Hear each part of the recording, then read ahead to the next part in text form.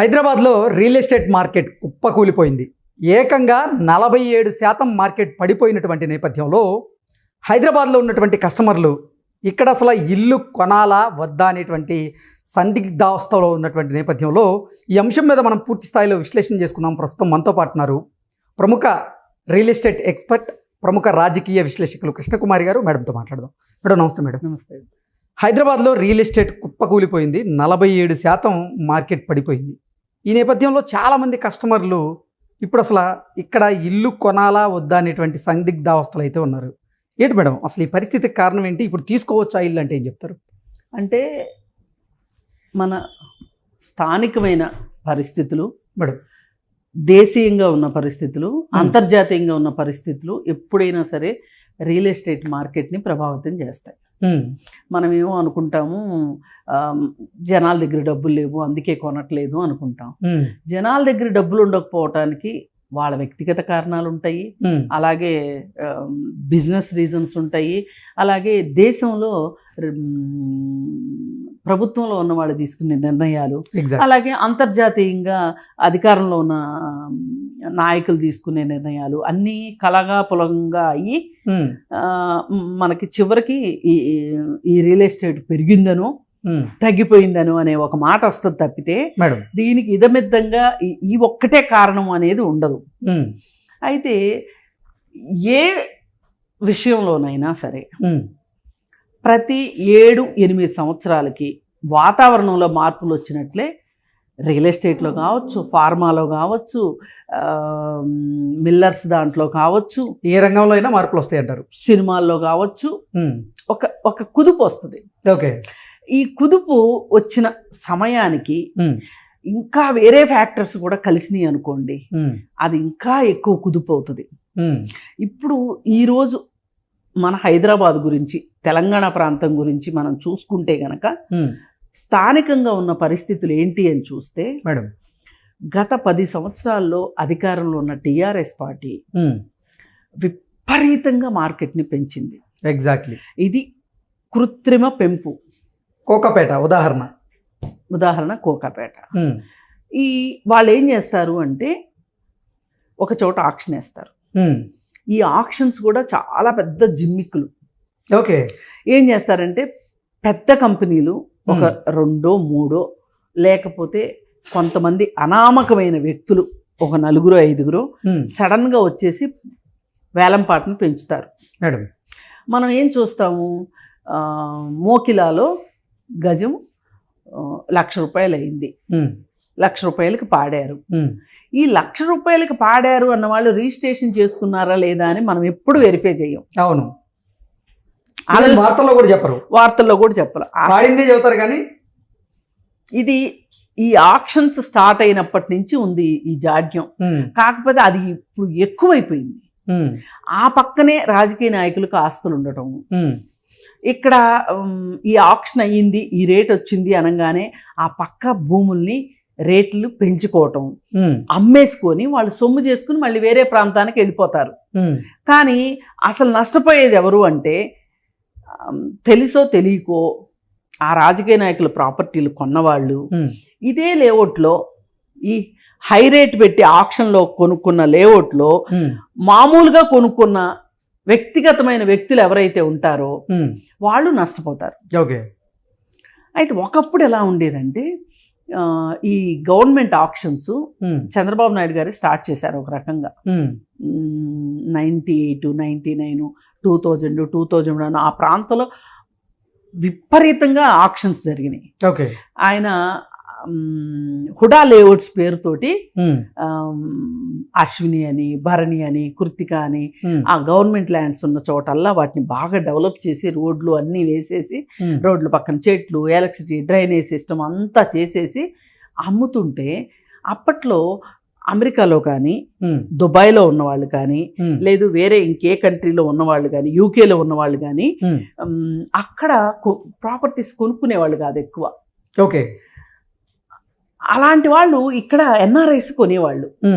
ఈ ఎన్ఆర్ఐస్ కొనటంతో ఎన్ఆర్ఐస్కి ఏంటంటే local market మీద పెద్ద పట్టు ఉండదు. వాళ్ళు ఒక ఇంపల్సివ్ మూడ్లో కొనేస్తారు ఎన్ఆర్ఐస్, ఎందుకంటే వాళ్ళకి వైటే ఉంటుంది. ఓకే. ఇప్పుడు ఇక్కడ ఈ దీంట్లో మనం ఆక్షన్లో తీసుకునేటప్పుడు వైటే కట్టాలి ఖచ్చితంగా. లోకల్ పీపుల్ దగ్గర వైట్ ఉండేది కాదు అప్పట్లో. ఈ మధ్య అంతా వైట్ అని మాట్లాడుతున్నారు, కానీ ఇదివరకు వైట్ మార్కెట్కి బ్లాక్ మార్కెట్కి చాలా డిఫరెన్స్ ఉండేది. అయితే వాళ్ళు కొనేవాళ్ళు. అందువల్ల ఏంటంటే ఆ చుట్టుపక్కల రేటుకి ఎలివేషన్ వచ్చేసేది. ఇలా ఒక జిమ్మిక్కు నడుస్తూ ఉండేది. ఈ జిమ్మిక్కులు ఒకసారి అర్థం కాదు ఎవరికైనా, 2 సార్లు అర్థం కాదు, 3 సార్లు అర్థం కాదు. ఇప్పటికి ఈ హుడా ఆక్షన్స్ ఇవన్నీ మొదలయ్యి ఓ 25 సంవత్సరాలు అయింది లెక్క ప్రకారం. ఒక 10-12 ఏళ్లకే హుడా ఆక్షన్స్ బండారం బయటపడిపోయింది. ఎప్పుడైతే తెలంగాణ మూమెంట్ స్టార్ట్ అయిందో తెలంగాణలో, అప్పటి నుంచినే ఆక్షన్స్కి కాస్త తగ్గింది, జోరు తగ్గింది. వన్స్ తెలంగాణ వచ్చిన తర్వాత మళ్ళీ కేసీఆర్ మొదలెట్టాడు ఆక్షన్స్ చేయటం. ఆక్షన్స్లో ఆ పక్కన వాళ్ళ తాలూకా వాళ్ళని ఎవరినో ఒకళ్ళని పెట్టడము, వాళ్ళు హై రేటుకి పాడటము, ఆ బండారం బద్దలవటము అన్నీ జరిగిపోయినాయి. అవి కూడా చాలా రోజులు జనాలు గమనించాల, అర్థం కాల. ఇంకా సంవత్సరం గడిచిన కొద్దీ ఇది కూడా బయటకు వచ్చేసేసి వీళ్ళు ఒక ఆర్టిఫిషియల్ మార్కెట్ని సృష్టించేశారు. ధరల్ని అక్కడ 2 లక్షలు అనడం, ఇక్కడ 3 లక్షలు అనడం, ఇక్కడ 1,00,000 అనడం, తొండల గుడ్లు పెట్టే దగ్గర లేఅవుట్లు వేసేసి అంత రేటు ఇంత రేటు అనటం. ఈ ఒక లేఅవుట్ వచ్చిన దగ్గర పక్కన పొలం ఏదన్నా ఉందనుకోండి, ఆ పొలం వాళ్ళు కూడా అంతేగా లెక్కలు వేసుకోవటము. ఎవరైనా ఒక ఇంపల్సివ్ బయ్యర్స్ ఉంటారు ఎప్పుడు మార్కెట్లో, వాళ్ళ దగ్గర డబ్బులు ఉంటాయి. ఎవరెవరు అంటే వాళ్ళు రాజకీయ నాయకులు ఒకళ్ళు, ఫార్మా ఇండస్ట్రీ వాళ్ళు ఒకళ్ళు, సినిమా ఇండస్ట్రీ వాళ్ళు ఒకళ్ళు, వీళ్ళ దగ్గర డబ్బులు ఎక్కువ ఉంటాయి. రియల్ ఎస్టేట్ వాళ్ళు వీళ్ళు ఏం చేస్తారంటే అసలు వీళ్ళకి వెనక ముందు పై అంక పక్క అంక చూడటం అలవాటు ఉండదు. డబ్బులు ఉన్నాయి, కొనేస్తారు. ఇలా కొనేసి కొన్నదానికంటే తక్కువ కమ్మిన వాళ్ళని నేను చాలా మందిని చూసా. ఎవరో దాకెందుకు, నేను కూడా అమ్మే ఒకసారి అట్లా కొన్న రేటు కంటే తక్కువ రేటుకి అమ్మాల్సి వచ్చింది. మనం ఏదో అనుకుంటాము, సడన్ గా ఇలాంటి డిప్పు బుడగ పేలిపోద్దని ఎవరు అనుకోము. కరెక్ట్ గా బుడగ పేలే ముందే మనం కొన్నాం అనుకోండి, పేలింది బుడగ, దాన్ని హోల్డ్ చేయలేము, చూసి తక్కువకు అమ్మలేము, అమ్మాల్సిన పరిస్థితి వస్తుంది. అలాంటి పరిస్థితి ఇవాళ ఉంది. ఇదంతా ఇవాళ ఈ పరిస్థితి రావటానికి స్థానికంగా ఈ 10 సంవత్సరాలుగా కేసీఆర్ పరిపాలన ఒక కారణం. పైగా ఇంకోటి ఏం జరిగిందంటే 111 ఎత్తేస్తాను అన్నప్పుడు ఆ 111 ఎత్తేస్తాడుగా మనసు అనుకొని 111లో చాలా ఎక్కువ రేట్లు పెట్టి కొన్నారు. వాళ్ళు ఇప్పుడు అమ్మలేరు, అసలు 111లోది ఎవరో కొనట్లేదు, చాలా తక్కువ అమ్ముతానన్నా కొనట్లేదు. ఆ డబ్బులన్నీ అక్కడ స్ట్రక్ అయిపోయినాయి. ఇప్పుడు రియల్ ఎస్టేట్ మార్కెట్లో డబ్బులు ఎలా ఉంటాయి అంటే ఇది ఒక నదీ ప్రవాహం లాగా ఉంటుంది. కొంటారు, అమ్ముతారు, మళ్ళీ ప్రవాహంలోకి డబ్బులు వస్తాయి, ఇంకో చోట వెళ్ళి కొంటారు, అమ్ముతారు. రియల్ ఎస్టేట్ వాళ్ళ పనే ఇది. ఇప్పుడు ఎవరైనా సరే డబ్బులు మార్కెట్లో చలామణిలో ఉన్నాయి అంటే రోజు ముద్రేయరు కదా ఎవరో కూర్చొని.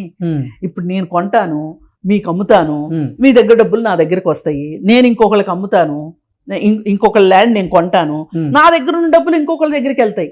ఇలా ABCDEFGH వీళ్ళ దగ్గర నుంచే రొటేట్ అవుతూ ఉంటాయి డబ్బులు. గవర్నమెంట్లు ముద్రేస్తే గానీ వ్యక్తులు ముద్రయ్యారు కదా.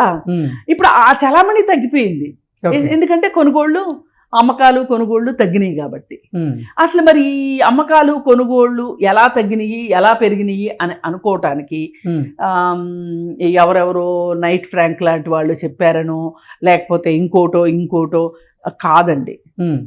మనము రిజిస్ట్రేషన్ ఆదాయం పెరుగుతూ వెళ్తుంది అంటే కొనుగోళ్లు అమ్మకాలు జరుగుతున్నాయని లెక్క. ఇప్పుడు నేను కొన్నాక రిజిస్ట్రేషన్ చేయించుకోక తప్పదుగా. నేను రిజిస్ట్రేషన్ చేయించుకుంటా, రిజిస్ట్రేషన్ చేయించుకున్నాక నేను మళ్ళీ అమ్ముతా. నా దగ్గర కొనుక్కున్న వాళ్ళు రిజిస్ట్రేషన్ చేయించుకోవాల్సిందేగా. అంటే ఈ రిజిస్ట్రేషన్స్, నంబర్ ఆఫ్ రిజిస్ట్రేషన్ పైన వచ్చిన ప్రభుత్వానికి వచ్చిన ఆదాయం అనేది ట్రాన్స్పరెంట్. ఏ రోజు చూసినా తెలిసిపోద్ది. నా దగ్గర ఎన్ని డబ్బులు ఉన్నాయో ఎవరూ చెప్పలేరు. కానీ Telangana registrations and stamps and registration department దగ్గరికి లెక్క సాయంత్రానికల్లా వెళ్ళిపోతుంది లెక్క. ఈరోజు కొనుగోళ్ళు అమ్మకాలు జరిగినాయి, ఇన్ని రిజిస్ట్రేషన్స్ జరిగినాయి, దీని తాలూకు ఇన్ని డబ్బులు చలానాల రూపంలో ప్రభుత్వానికి వచ్చినాయి అనేది తెలిసిపోతుంది. దాన్ని బట్టే మార్కెట్ ఎలా ఉంది, అప్ ట్రెండ్లో ఉందా డౌన్ ట్రెండ్లో ఉందా అనేది తెలిసిపోతుంది. ఇది చూసుకుంటుంటారు కొంతమంది, ఇది చూసుకుని కూడా కొంటూ ఉంటారు. అమ్మాలనుకునే వాళ్ళు అమ్మరు కొంతమంది. ఇప్పుడు ఇది 24 క్యారెట్లు బంగారం లాంటి బిజినెస్ కాదు, ఇది బులియన్ మార్కెట్ లాంటి బిజినెస్ కాదు ఇది. ఓకే, నా అవసరము మీ ఇష్టాన్ని బట్టి రియల్ ఎస్టేట్ మార్కెట్ నడుస్తుంది. మీ కొనాలని ఖచ్చితంగా ఉంటే మీ పర్సు పర్మిట్ చేస్తే మీరు నేను ఎంత రేటు పెట్టినా కొంటారు. కానీ నేను ఏమైనా సరే అమ్మేయాలి, నాకు చాలా డబ్బులు అవసరం ఉంది అంటే కూడా మీకు నచ్చకపోతే మీరు కొనరు.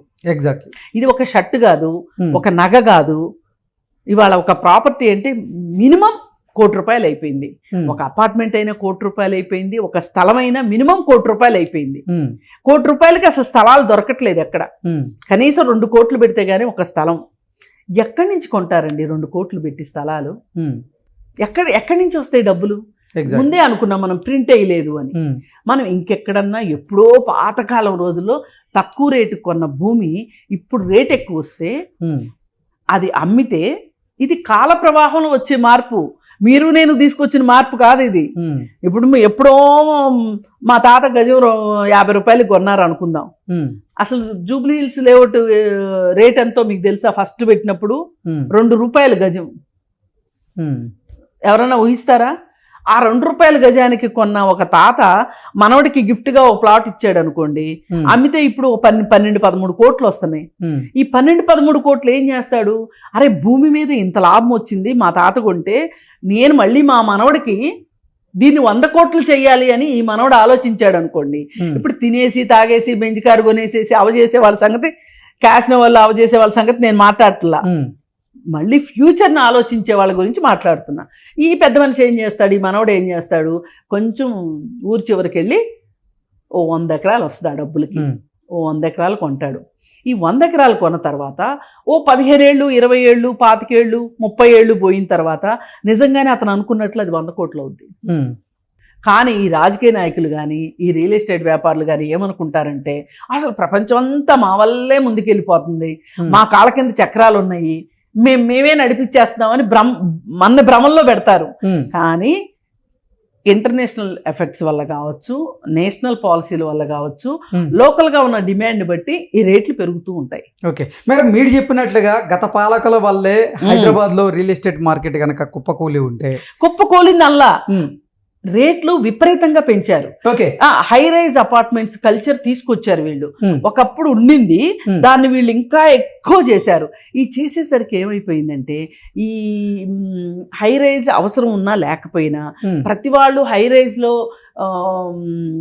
కట్టడము అనేది ఒక రియల్ ఎస్టేట్ పర్సన్కి అది ఒక గ్రేట్ అచీవ్మెంట్ లాగాను, దానిలో ఫ్లాట్ కొనటమే జీవితాశయం లాగాను మార్కెట్ని అలా క్రియేట్ చేశారు వీళ్ళు.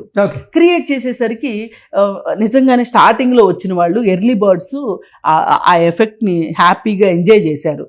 ఇప్పుడు ఫస్ట్ హై రైజ్ స్టార్ట్ చేసింది ఎవరంటే ఈయన రామేశ్వరరావు గారే, మై హోమ్ వాళ్ళు. మై హోమ్ వాళ్ళ తర్వాత రాజపుష్ప వాళ్ళు వచ్చారు కాంపిటీషన్కి. అలాగే ఇప్పుడు ఇట్లా ఒక 4-5 కంపెనీలు వచ్చినాయి, వంశీరామ్ వాళ్ళు, అలాగే ఇప్పుడు డిఎస్ఆర్ వాళ్ళు వచ్చారు ఇప్పుడు కొత్తగా. ఇవన్నీ సరిపోనట్టు ప్రెస్టేజ్ వాళ్ళు వచ్చారు వేరే రాష్ట్రం నుంచి, మళ్ళీ బెంగళూరు నుంచి శోభా డెవలపర్స్ వచ్చారు, బాంబే నుంచి వచ్చారు కొంతమంది, సలార్పురియా అని చెప్పి వీళ్ళందరూ వచ్చారు. అంటే వీళ్ళంతా ఏంటంటే నేషనల్ రియల్ ఎస్టేట్ పర్సన్స్. వాళ్ళు హైదరాబాద్ మీద చూపు పెట్టారు, ఏ మాట కామాట పెడితే. ఎందుకంటే ఇక్కడ వాతావరణం బాగుంటుంది ఒకటి, ఓకే, మన లోకల్ ప్లస్ పాయింట్స్ అన్నమాట ఇవి. గవర్నమెంట్ కూడా పాజిటివ్గా ఉంది. అలాగే ఇంటర్నేషనల్గా పెట్టుబడులు వస్తున్నాయి ఇక్కడికి, చాలా కంపెనీలు వస్తాయి ఇక్కడికి. ఇన్ఫ్రాస్ట్రక్చర్ బాగా ఆల్రెడీ డెవలప్ అయి ఉంది. ఏది హైదరాబాద్ వెస్ట్ అంతా ఇన్ఫ్రాస్ట్రక్చర్ బాగుంది. వీటన్నిటి కారణాలతో వీళ్ళందరూ వచ్చారు. వచ్చి ఆక్షన్స్లో ల్యాండ్స్ కొన్నారు, కొని బిజినెస్ మొదలెట్టారు, హై రైజ్ పెట్టేశారు. హై రైజ్ రావటం వల్ల ఏం జరిగింది అంటే, అందరూ హై రైజ్లో కొనలేరు. ఇప్పుడు డబ్బున్న కొనటం ఇష్టం లేని వాళ్ళు ఉంటారు హైరేజ్. ఓ పక్క హైరేజ్తో పాటు ప్యారలల్గా గేటెడ్ కమ్యూనిటీస్ కూడా స్టార్ట్ అయినాయి. ఏది విల్లా కల్చర్ కూడా బాగా వచ్చింది. ఏ వచ్చినానండి ఎంతమంది కొనగలరు అనేది ఒక పాయింట్. ఇవాళ చాలా మంది మొదలెట్టేశారు హైరేజ్. అవి కొన్ని కంప్లీట్ అవ్వకుండా ఆగిపోయినాయి. కొన్ని కంప్లీట్ అయినా ఎవరో ఒక పేరెన్నికన్నా ఒక 4-5 కంపెనీలు వాళ్ళ దగ్గర కొంటున్నారు తప్పితే